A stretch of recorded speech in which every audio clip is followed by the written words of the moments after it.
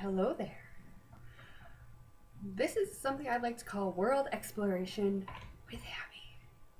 Okay, so our assignment was to take a region or country of the world that we have not studied yet in class and do a case study type thing on it.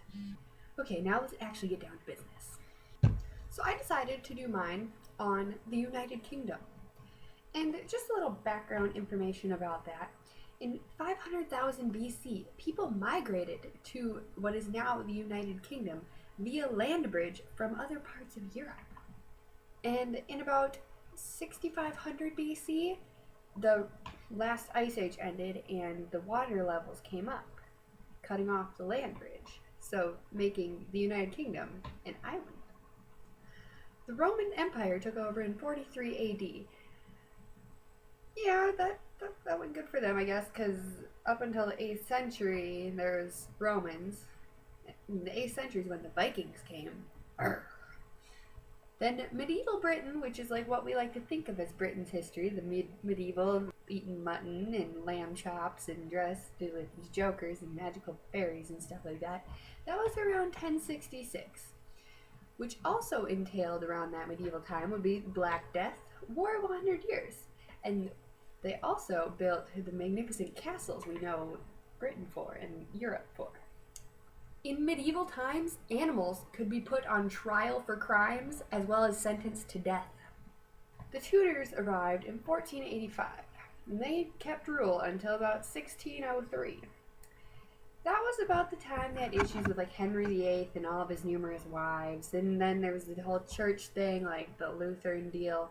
And that was when the East India Company was established.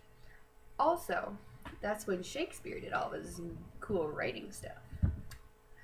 The Victorians took over in 1837 to about 1901. That's when the population really spiked. It hit 40 million, and there were no more public hangings. And child labor ended then too, and kids also received free schooling as of then. After 1901, we get into the usual 1900s stuff, the Britain we know, World Wars and Queen Elizabeth II, who just doesn't die, but long live the Queen, she's pretty cool. And then the English Channel was built too. So that's a little bit of Britain history for you. It's pretty interesting if you really dig deep into it. Let's talk about the economy, shall we? So, Britain has the second largest economy in Europe, following Germany, because Germany has number one, Britain. Less than 2% of the population works in agriculture, and that 2% working in agriculture supplies 60% of the food needs to the country. That's pretty amazing if you ask me. The United Kingdom has large coal, natural gas, and oil reserves, but the declining number of what they're producing has caused them to be net importer of them in 2005.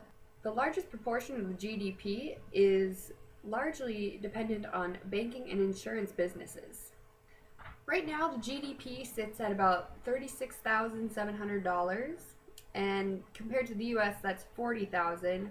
And since the US is the richest country in the world, I'd say they're pretty dang close, so we could go over there and it wouldn't be much different, you know? 1.4% of the population works in agriculture. Industry takes up 18.2% of the population, but services is 80.4%, which is pretty good sign of development. Unemployment rate is 7.8%, which is compared to the US is 8%. So naturally, they're better than us with the whole unemployment thing, and that's definitely saying something for them. But 14% of the population in the United Kingdom lives below the poverty line, which is, that's a big chunk if you think about it, but it's not too bad. Let's talk about agriculture. Let's talk about farming. Yeah. Okay, so cereals, oilseed, potatoes, vegetables, cattle, sheep, poultry, and fish are the main agriculture products produced by Britain, and that's pretty close to the US. That's a lot of the similar stuff. Their industries, though, there's a ton, like so much I don't even want to name them off, but I'll name off a few. There's machine tools, electric power equipment, automation equipment, railroad's a big thing, shipbuilding, aircraft, motor vehicles, paper products, food processing. The list goes on and on. And by making all those things, they don't have to import them from other countries, which helps them become more dependent on themselves and not dependent on other countries. Transportation in Great Britain.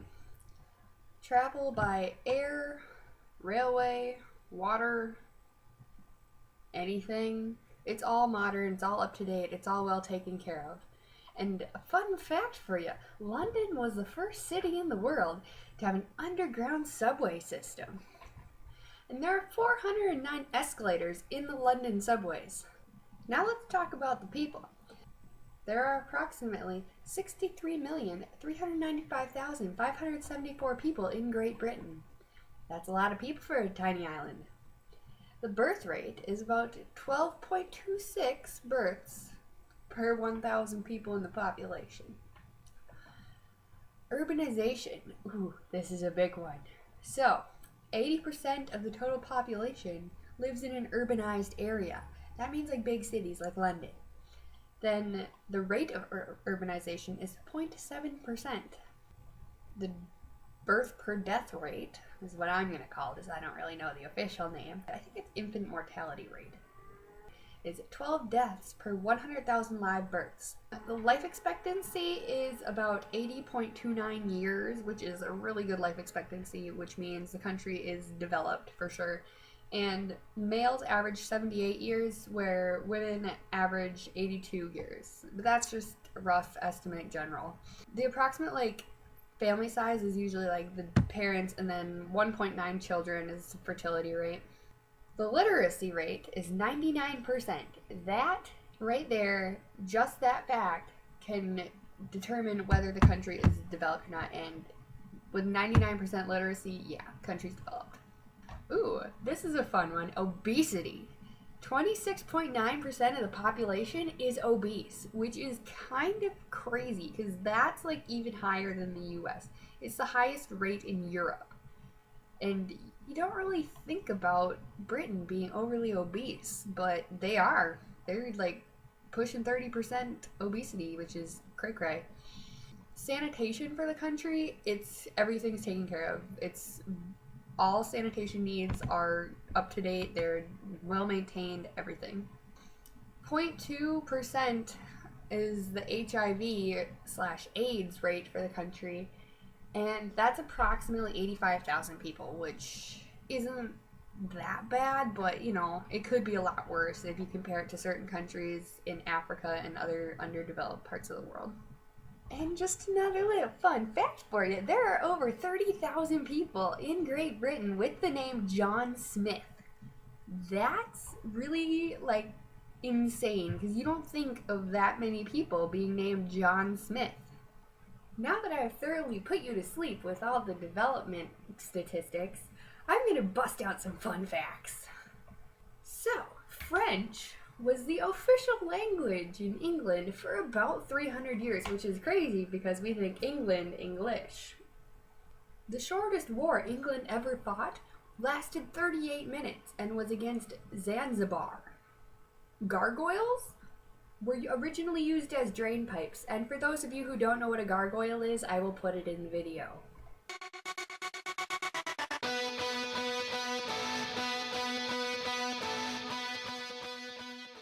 Chickens outnumber humans in England.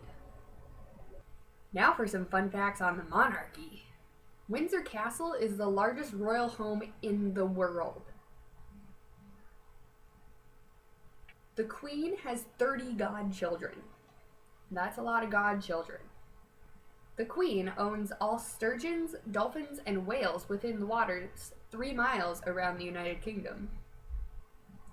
And this is probably the littlest known fact of them all. The British government has footage, video footage, of a real mermaid that they are trying to hide from the rest of the world. Now, if any of you watch Animal Planet and saw the part about the mermaid and the British Navy doing their drills, and there was a mermaid, and the government guy was all like, nope, that's not a mermaid, that's a seal. And We all know that the Olympic Games in 2012 were held in Britain. The official song for those games was Survival by Muse. Can anyone say Hunger Games?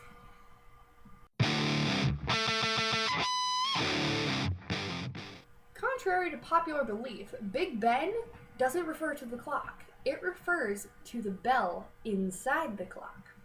And the actual name for the tower is known as St. Stephen's Tower. It's Big Ben. England is also known to have the worst tasting food from around the world.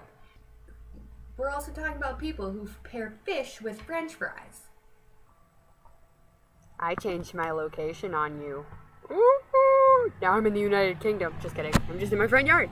So, to wrap things up, the United Kingdom is definitely a developed country. It is probably one of the most developed the world has today, and it helps because it's like a permanent member of the United Nations, and it's just got a really good economy with tourism and just everything it's got going for it. It's well developed and is a world superpower. And I determined this case study closed. The region that I wanted to choose was Disney World. And so, here's a little tidbit on Disney World, because it is technically a region.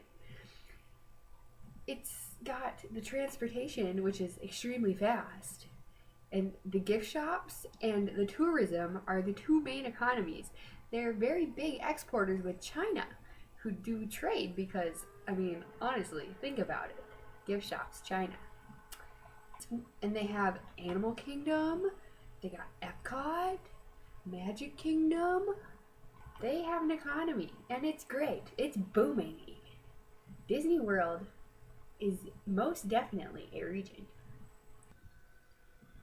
And Mr. Jeldon, even though I hated spending so much time on Africa, you're a great teacher and you're definitely going to be missed.